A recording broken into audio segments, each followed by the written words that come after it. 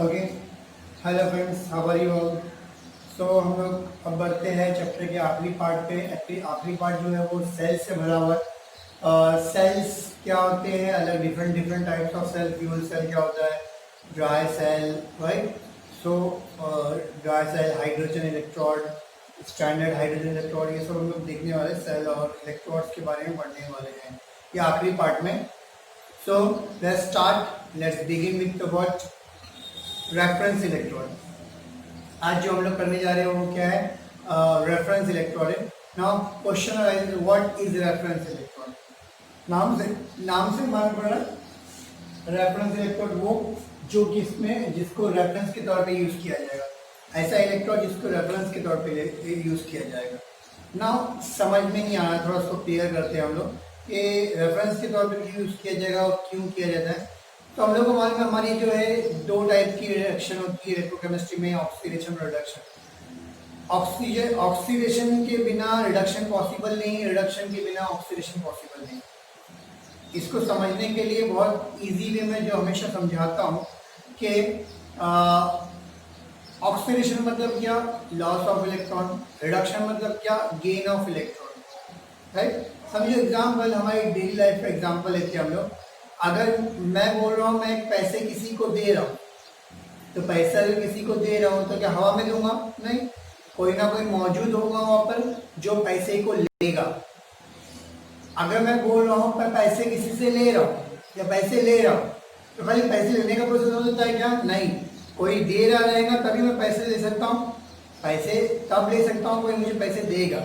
यानी पैसा लेने का प्रोसेस अकेले नहीं हो सकता, पैसे देने का प्रोसेस अकेले नहीं हो सकता। वैसे ही लॉस ऑफ इलेक्ट्रॉन जो है, कभी लॉस होंगे इलेक्ट्रॉन जब कोई गेन करेगा, कोई इससे इलेक्ट्रॉन लेगा, तब इलेक्ट्रॉन यहाँ से निकलेंगे। समझा हम लोगों को? और वो लेगा कब? जब कोई देगा इलेक्ट्रॉन, लूज करेगा। समझा हम लोगों को? तो ये जो losing and gaining of electron जो है वो अकेले नहीं हो सकता, मतलब ऑक्सीडेशन रिडक्शन अकेले नहीं हो सकता। इसीलिए कोई भी ऑक्सीडेशन रिएक्शन, कोई भी रिडक्शन रिएक्शन, वो क्या होती है, रिडॉक्स रिएक्शन होती है, बस समझना होता है। कोई भी ऑक्सीडेशन रिएक्शन सिर्फ ऑक्सीडेशन नहीं होती है, रिडक्शन रिएक्शन सिर्फ रिडक्शन रिएक्शन नहीं होती।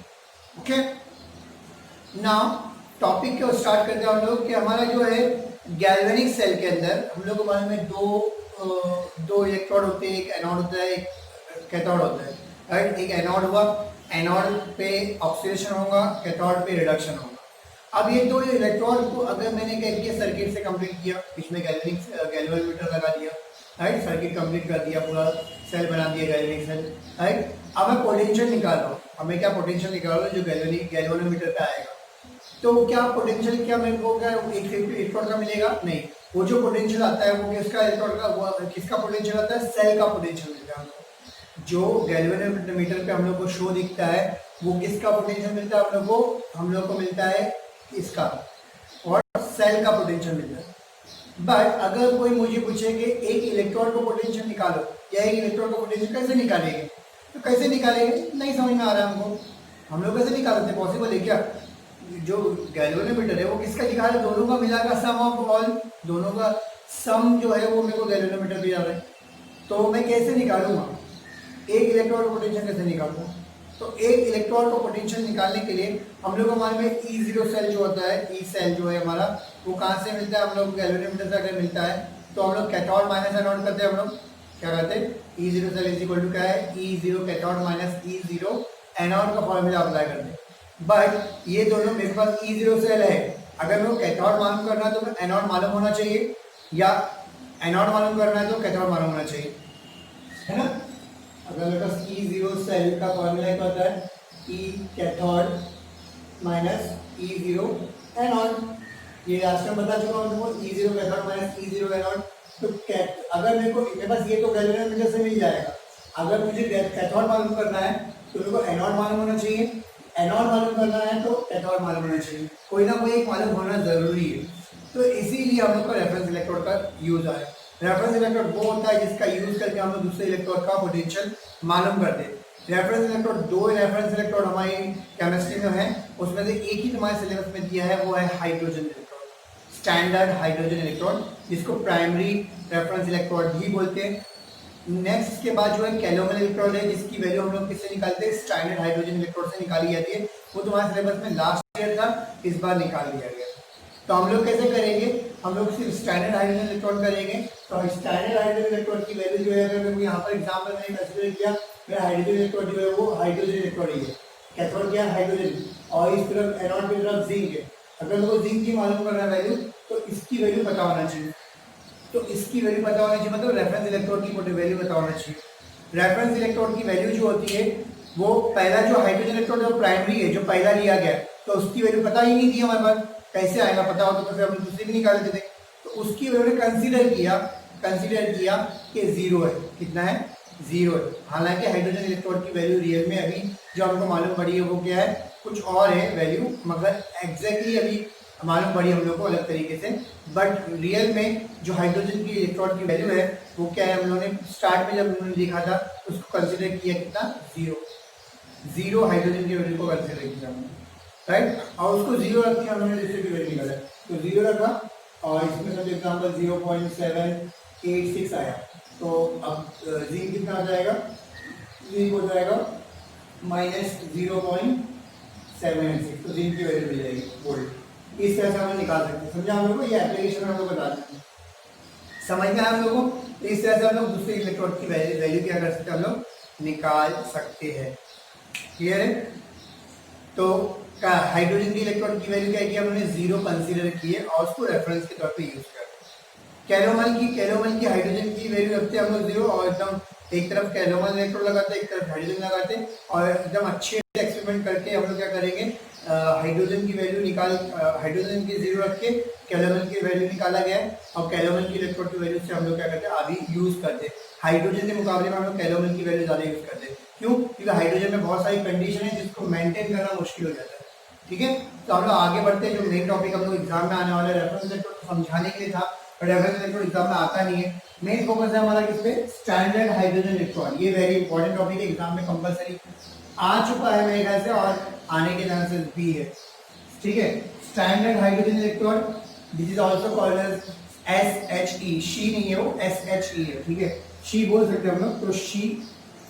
ठीक है, इसमें हम लोग को एग्जाम में आएगा 3 मार्क के लिए आएगा, तो हम लोग डायग्राम के साथ ये सारे पॉइंट को कवर करना है।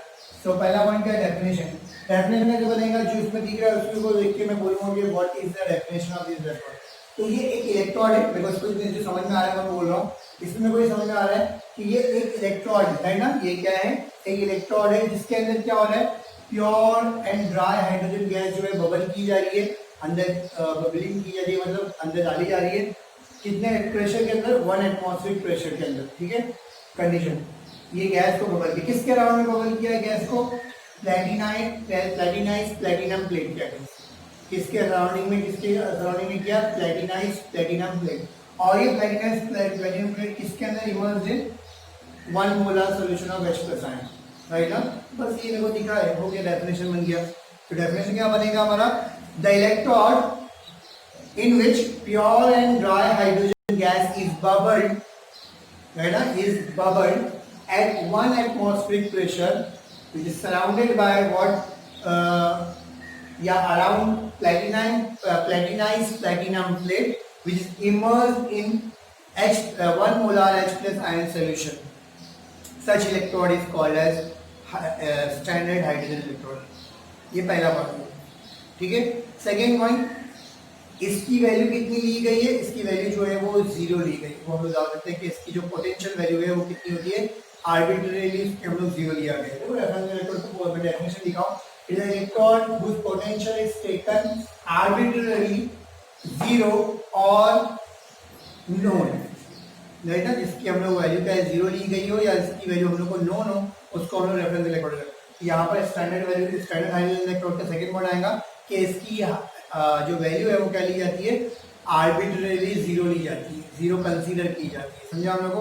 सेकंड पॉइंट, डेफिनेशन वापस रिपीट करता हूँ, the electrode in which pure and dry hydrogen gas is bubbled at 1 atmospheric pressure around platinized platinum plate, which is immersed in 1 molar H+ ion solution, is called as standard hydrogen electrode.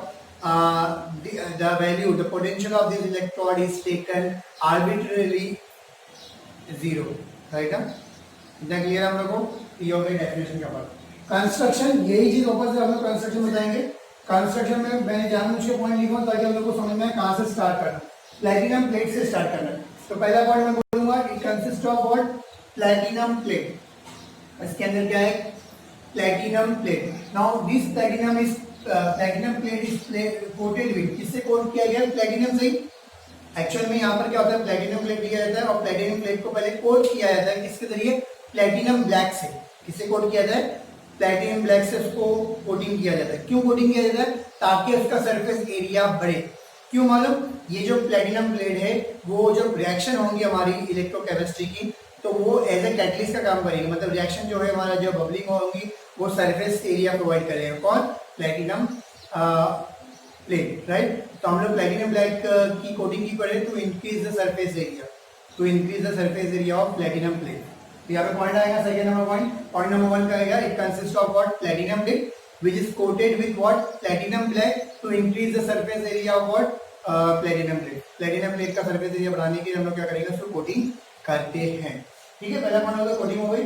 Now this plate is connected, ये जो wire जा रहा है ये connected to circuit से connect हो जाएगा। ये जाके अपना सर्किट, अब मैं यहाँ पे अगर मैं सेल बनाता हूँ आपसे जिंक का, तो यहाँ पे ये वायर से दोनों को कनेक्ट करेगा।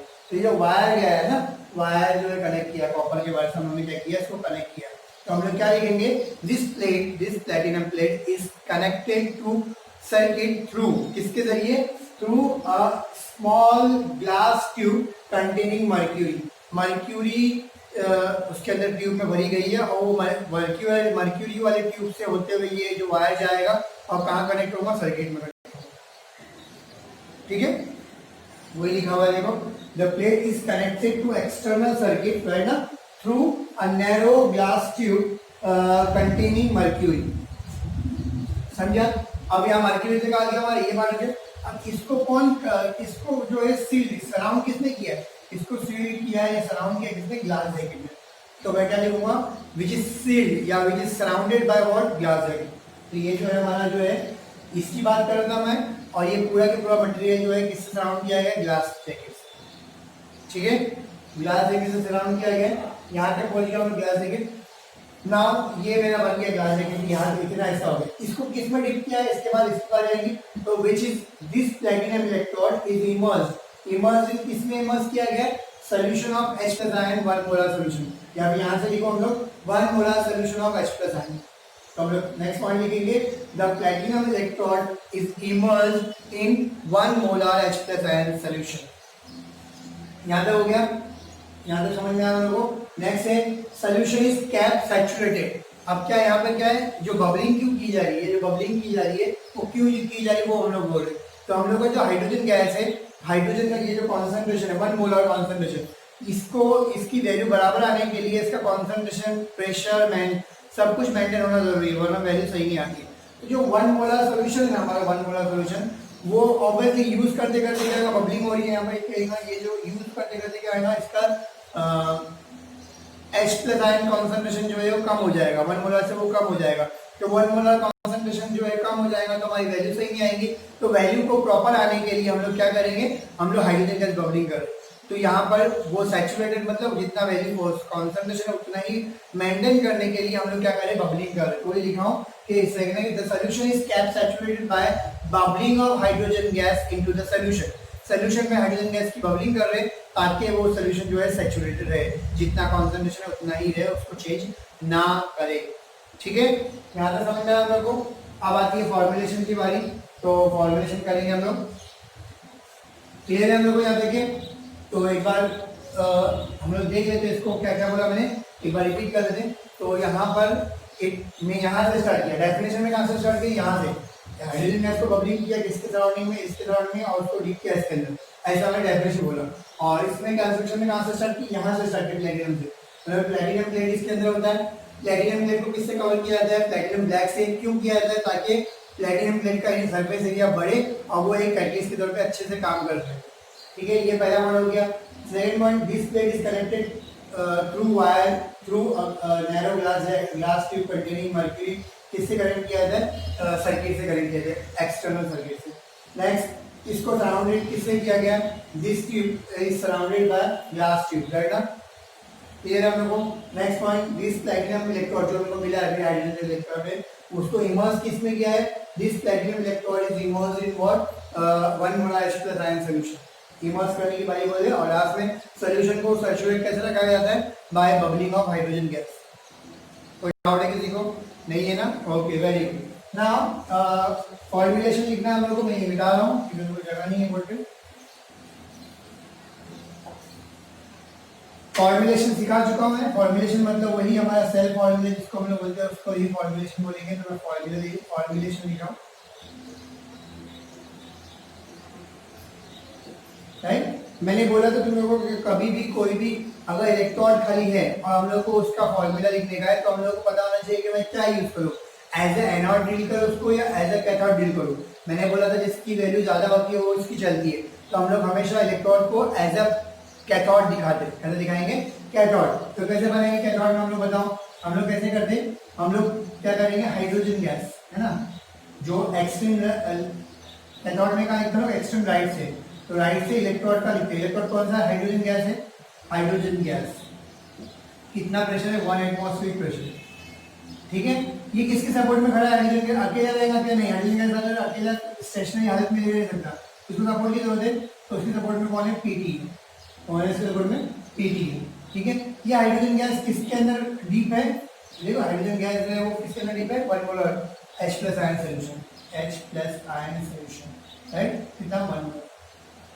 बस हो गया, इजी है। याद रखना हमेशा कैथोड की लिखेंगे तो यहाँ से लिखेंगे हम लोग, एनोड लिखेंगे तो यहाँ से लिखेंगे। यहाँ से पहले इलेक्ट्रोड लिखने का, फिर इलेक्ट्रोड के बाजू में क्या करेगा? उसका सोल्यूशन लिखने। समझा हम लोगों को? यहाँ पे सॉल्वेंट नहीं आएगा बिकॉज उसको सॉल्वेंट है ही नहीं, क्योंकि एक ही इलेक्ट्रोड है। समझा हम लोगों को? याद रखना, ये मैंने इलेक्ट्रोड लिखा मैंने। अच्छा, इलेक्ट्रोड के बाजू में पी लिखने का रीजन मैं इससे पहले बता चुका हूँ कि हाइड्रोजन गैस है, इलेक्ट्रोड है, तो गैस स्टेशनरी नहीं रहता, उसको एक सपोर्ट की जरूरत लगेगी, उसका सपोर्ट कौन करेगा? पीटी करेगा। समझा? और उसके बाजू में उसका सोल्यूशन लिखेंगे। नेक्स्ट रिएक्शन लिखेंगे हम लोग, रिएक्शन इलेक्ट्रोड रिएक्शन लिखेंगे। इलेक्ट्रोड रिएक्शन में हम लोग कैसे लिखेंगे इसका? एट कैथोड, एट एनोड और कैथोड दोनों लिखेंगे, ठीक है, दोनों दिखा देंगे हम लोग, राइट। एट एनोड, अच्छा पहले एट कैथोड कर लेते हम लोग, जो सामने ये वो कर लेते हैं, इसके बाद एनोड कैथोड, क्योंकि एनोड जो रहेगा उसके अपोजिट रहेगा। तो इसमें क्या मान रहा है मिल रहा है मेरे को? यहाँ से हम जाते हैं ना, हम लोग रिएक्शन लिखने का है तो हमेशा यहाँ से समझ लेने का। यहाँ से ये क्या बोल रहा है कि H+ आयन से क्या बन रहा है? उससे H+ आयन से हाइड्रोजन गैस बन रहा है। क्या बन रहा है? हाइड्रोजन। H+ आयन से हाइड्रोजन गैस, तो 1 मोलर लिखने का ऐसा, और इसको गैस लिखने का, गैस 1 एटमॉस्फेयर, ठीक है। यहाँ पर 2 है, यहाँ पे 2 है तो यहाँ पे 2 लगा दिया, राइट। कितना कितनी गरीबी है? 2 गरीबी है, तो 2 गरीबी को दूर करने के लिए क्या करेंगे? 2 है ना, एक चार्ज है और मल्टीप्लाई बाय 2, मतलब 2 चार्ज है। 2 पॉजिटिव चार्ज को कम करने के लिए क्या करेंगे? 2 इलेक्ट्रॉन डालेंगे। मैं तुमको सिखा चुका हूँ, हम लोग इलेक्ट्रॉन उस तरफ डालते हैं जहाँ पे चार्ज ज्यादा होता है। तो यहाँ पे चार्ज 0 था, यहाँ पे चार्ज कितना था? 1 मल्टीप्लाई बाय 2 मतलब 2 चार्ज था, तो चार्ज ज्यादा यहाँ पर है तो 2 इलेक्ट्रॉन वहां ज्यादा। समझा हम लोगों को? अब एट एनोड लिखने का तो सेम ये चीज को समझने की भी जरूरत नहीं है। एनोड वाला इसका अपोजिट लिखेंगे हम लोग, उल्टा करके लिखेंगे तो जाएगा हाइड्रोजन गैस, क्योंकि मैंने इसका सेल नहीं लिखा तो वो लिखने में इजी नहीं होगा, तो शॉर्टकट दे रहा हूँ, हाइड्रोजन गैस 1 atm, है ना, ये लिखा मैंने। इससे क्या बन रहा है हमारा? 2 मोल्स ऑफ H+ आयन बन रहा है, उसी को ऊपर वाले को मैंने लिखा किया, कॉपी कर रहा हूँ, राइट, +2 इलेक्ट्रॉन। ये बन गया हमारा एनोड की रिएक्शन। कोई डाउट है किसी को? तो ये हमारा हो गया इलेक्ट्रोड रिएक्शन, एकदम इजी है। अब लास्ट पार्ट है हमारा एप्लीकेशन, बता रहा मैं इसको।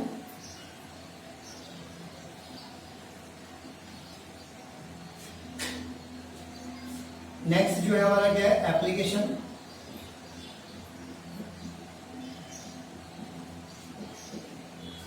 एप्लीकेशन ऑफ SHE हम लोग देख रहे हैं। इसके अंदर पॉइंट नंबर 1 है एप्लीकेशन ऑफ SHE में अगर हम लोग देखेंगे तो पॉइंट नंबर 1, अच्छा पॉइंट नंबर 1 नहीं, सॉरी मैं थोड़ा कंफ्यूज, इसके बाद डिफिकल्टीज भी है, तो बाद में देखेंगे। तो पहले एप्लीकेशन में अगर हम लोग देखेंगे तो यही आएगा हमारा कि मैंने यहाँ पर क्या किया, इमेजिन करो, मैं इसको शॉर्टकट में इतना डायग्राम बनाने में अभी टाइम बहुत ज़्यादा कंज्यूम होगा, इमेजिन करो ये मेरा इलेक्ट्रोड है, राइट, हाइड्रोजन इलेक्ट्रोड है, क्लियर है, और ये एक बीकर में है, राइट, और यहाँ पर दूसरा इलेक्ट्रोड लिया मैंने,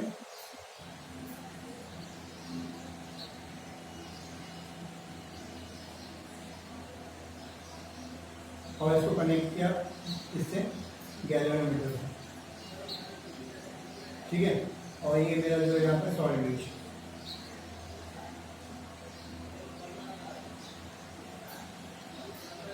ठीक है, समझा आप लोगों को। तो ये मेरा एक तरफ हाइड्रोजन इलेक्ट्रोड में ये बनाया, समझे कि इमेजिन करो ये हाइड्रोजन इलेक्ट्रोड है मेरा, और ये तरफ क्या है मेरा व्हाट जिंक वाला इलेक्ट्रोड है, जिंक वाला, ये जिंक है, और ये हाइड्रोजन इलेक्ट्रोड है, ये जिंक वाले सोल्यूशन में मतलब Zn+2 के सोल्यूशन में, ये कौन सा H+ आयन सोल्यूशन।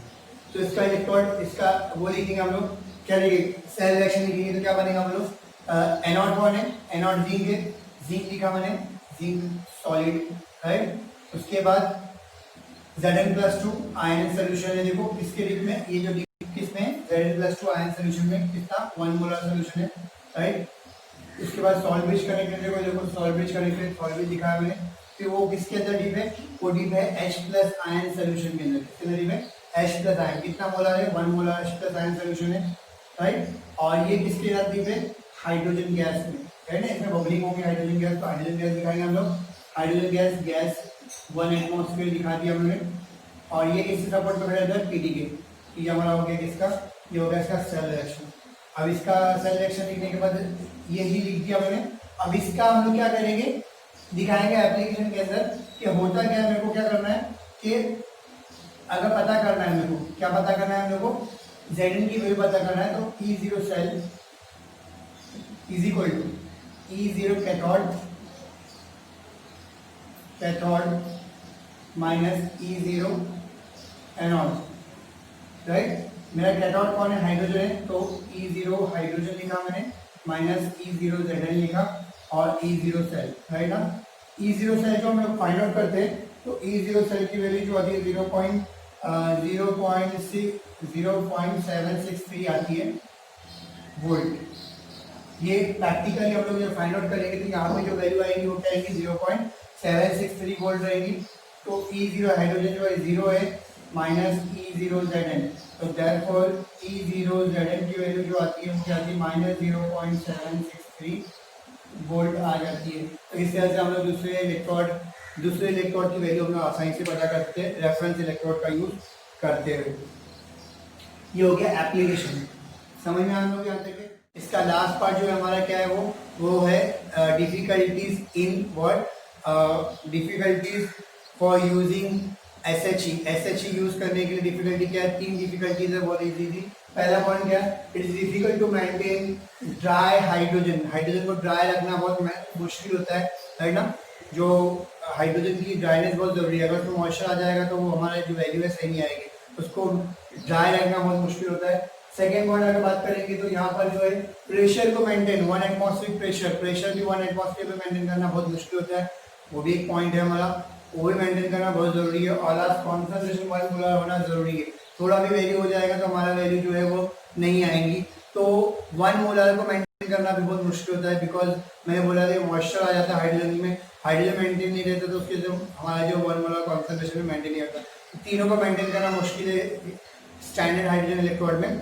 और इसमें सेपरेट सॉल्ट ब्रिज लगता है, कैलोमल में उसी के अंदर बना हुआ सॉल्ट ब्रिज, तो कैलोमल में सेपरेट सॉल्ट ब्रिज नहीं लगता, बट इसके अंदर सेपरेट सॉल्ट ब्रिज लगता है। तो 4 पॉइंट हो गए हमारे। पहला पॉइंट क्या बोला मैंने, what difficult to maintain pure and dry hydrogen, right ना, difficult to obtain pure and dry hydrogen, difficult to maintain what 1 atmospheric pressure, difficult to maintain what 1 molar H+ ion solution, ये 3 हो गया, और it requires separate salt bridge, ठीक है।